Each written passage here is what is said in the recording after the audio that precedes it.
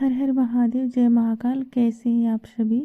देखिए, यदि आपके घर के बच्चे पढ़ाई लिखाई में कमज़ोर हैं, पढ़ने लिखने बैठते नहीं हैं, पढ़ने लिखते नहीं हैं, आप कितना भी प्रयास कर लो वो पढ़ते नहीं हैं। साथ ही साथ आपके घर का जो व्यापार है वो आपका मध्य हो गया है, कम चलता है, तो ये वाला उपाय आपको ज़रूर जानना चाहिए। और ये उपाय आपको केवल और केवल चतुर्थी पर ही करना चाहिए। देखिए, संकष्टी चतुर्थी, विनायक चतुर्थी, हर महीने में 2 चतुर्थी आती है। इन दोनों चतुर्थी पर आप कभी भी उपाय कर सकते हैं। चतुर्थी तिथि होती है गणेश जी को समर्पित। गणेश जी के निमित्त कुछ न कुछ हमें उपाय करना चाहिए ताकि हमारे घर में बुद्धि, ज्ञान, विवेक की प्राप्ति हो और हमारे घर में किसी भी प्रकार का विघ्न हो, संकट हो, वास्तु दोष हो, दूर हो जाए। तो ऐसे ही कुछ उपाय आज की इस वीडियो में हम आपको बताने वाले हैं। गुरुदेव की कथा से सुन करके समझने का पूरा प्रयास करूंगी कि किस प्रकार से आपको ये दुर्लभ उपाय करना है जो कि गणेश जी को प्रसन्न करेगा, विशेषकर चतुर्थी पर। अगर आप करते हैं ये वाला उपाय तो ये आपको लाभकारी हो सकता है। अगर चैनल पर पहली बार आए हैं तो वीडियो को लाइक करें और गणेश जी की कृपा प्राप्त करना चाहते हैं तो चैनल को जरूर सब्सक्राइब करें। देखिए, बहुत ही आसान सा उपाय है। आज की इस वीडियो में हम आपको विशेषकर 3 उपाय बताएंगे।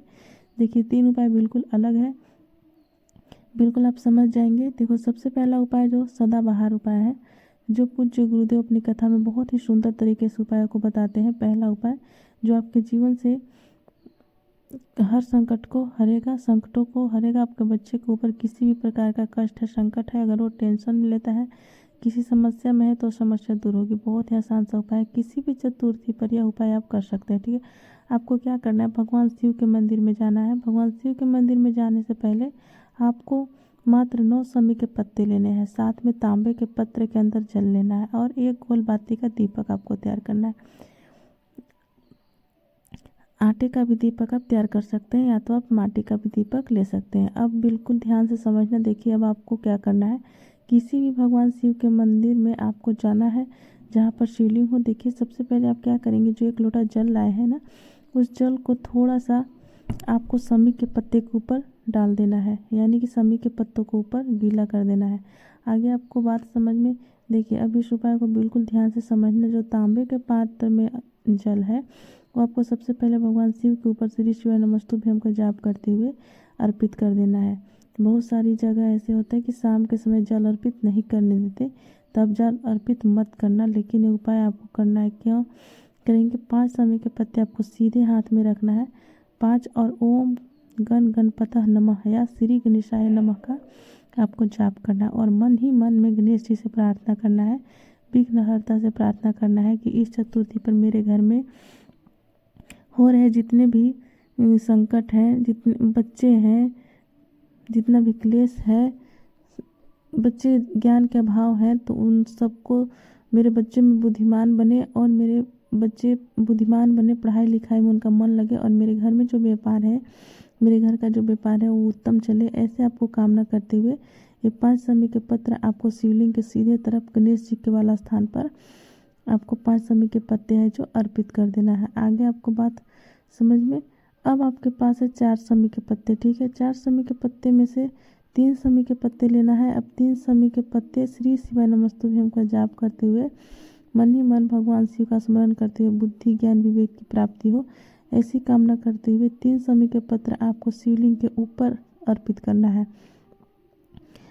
आगे आपको बात समझ में। अब 5 आपने गणेश जी वाले का स्थान पर कर दिए, 3 आपने शिवलिंग के ऊपर कर दिया। अब 1 समी का पत्ता है वो आपको, जैसे मंदिर के बाहर निकलेंगे तो मंदिर के बाहर निकलते हुए चौखट जो रहती है, मंदिर की चौखट उल्टे तरफ, यानी कि जैसे मंदिर से बाहर निकलेंगे तो उल्टे हाथ की तरफ आपको 1 पत्ता रखना है और उसके साथ में आपको एक गोल बाती का दीपक प्रज्वलित करना है। ठीक है, गोल बाती का दीपक जो होगा वो घी का दीपक होना चाहिए और वहाँ पर आपको पास में बैठ करके नाम का स्मरण करना है, भगवान मयूर ध्वज का। बस इतना सा उपाय आपको चतुर्थी पर करना है और थोड़ा सा बैठ करके वहाँ पर विनती करें भगवान गणेश से कि मेरे बच्चे के ऊपर बुद्धि, ज्ञान, विवेक की प्राप्ति हो, कभी भी इसके ऊपर कोई संकट ना आवे।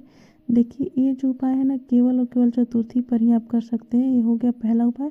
अब देखिए, दूसरा उपाय है वह है हरे मूंग का उपाय।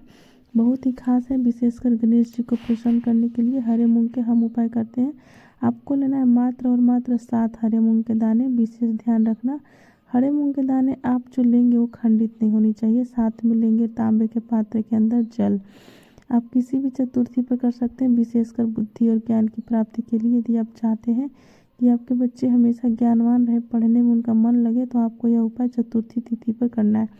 देखो, बहुत ध्यान से सुबह को समझना। ये उपाय आप सुबह से लेकर रात्रि तक जब आपकी इच्छा हो तब आप उपाय कर सकते हैं। अगर आप चाहते हैं कि सुबह कर लें तो आप सुबह भी कर सकते हैं, रात्रि में करना चाहें तो रात्रि में भी कर सकते हैं। अगर आपके यहाँ पर अनुमति होती है तो आप उपाय रात्रि में भी कर सकते हैं। और जो लोग पूछते हैं कि उपाय हम घर पर कर सकते हैं, तो विशेषकर आप उपाय घर पर नहीं कर सकते। देखिए, जो उपाय है केवल और केवल आपको मंदिर में ही करना है। आपने ले लिए 7 हरे मूंग के दाने और साथ में तांबे के पात्र के अंदर जल। चतुर्थी तिथि पर उसे थोड़ा सा शुद्ध जल आपको डालना है। और उसके बाद जो 7 हरे मूंग के दाने हैं ना, इसमें आपको केवल इसमें चतुर्थी पर हरे मूंग के दाने को आपको सीधे हाथ में लेना है, 4 हरे मूंग को, और श्री गणेशाय नमः ओम गण गणपत नमः इस मंत्र का जाप करते हुए आपको 4 हरे मूंग के जो दाने हैं वो आपको गणेश जी के वाले स्थान पर, भगवान शिव के सीधे तरफ गणेश जी का जो स्थान होता है वहाँ आपको 4 ही मूंग दाने को अर्पित करना है। अर्पित कर, अब आपको बात समझ में, अब आपके पास है 3 हरे मूंग, क्योंकि आपने 7 हरे मूंग लिए थे। और आप क्या करेंगे, 1 हरा मूंग का दाना आपको अर्पित करना है माता सुख सुंदरी वाले स्थान पर। 1 हरा मूंग का दाना जो आपको अर्पित करना है वो नंदी जी के पैर जो उठा हुआ रहता है वहाँ पर आपको अर्पित करना। और अंत में 1 हरा मूंग का दाना जो बचेगा, आप क्या करना है, जो 1 लोटा जल है, 1 लोटा जल सबसे पहले गणेश जी वाले स्थान पर थोड़ा सा अर्पित करना है।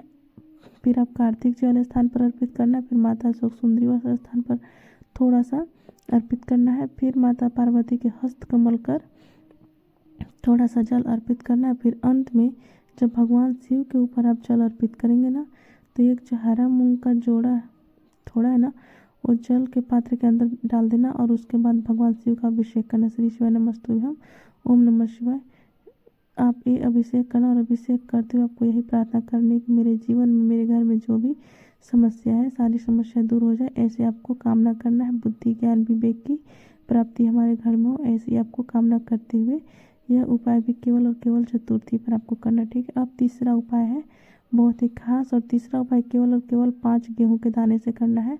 गेहूं के दाने लेना है, साथ में लेना है तांबे के पात्र के अंदर जल। ये उपाय भी आपको चतुर्थी पर ही किया जाता है। संकष्टी चतुर्थी पर भी कर सकते हैं, विनायक चतुर्थी पर भी कर सकते हैं।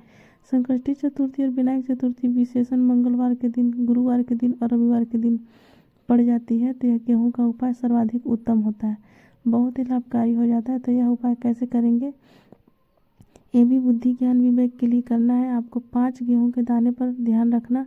गेहूं के दाने भी खंडित आपको नहीं लेना है। 5 गेहूं के दाने पर थोड़ा सा तांबे के पात्र का जल जो लिया है थोड़ा सा आपको अर्पित कर देना है। थोड़े से जो गेहूं है ना, ये गीले हो जाए।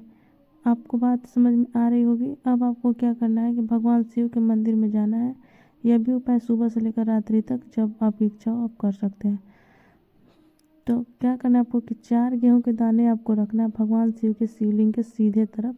जिस प्रकार आपने हरे मूंग रख दिए, जिस प्रकार से समी के पत्ते रख दिए, उसी प्रकार ये 4 गेहूं के दाने ओम गण गण गणपत इस मंत्र का 11 बार जाप करके, श्री गणेशाय नमः का 11 बार जाप करके 4 गेहूं के दाने आपको गणेश जी वाले स्थान पर, शिवलिंग के सीधे तरफ गणेश जी का स्थान होता है, वहाँ पर आपको 4 गेहूं के दाने अर्पित कर देना। ठीक है।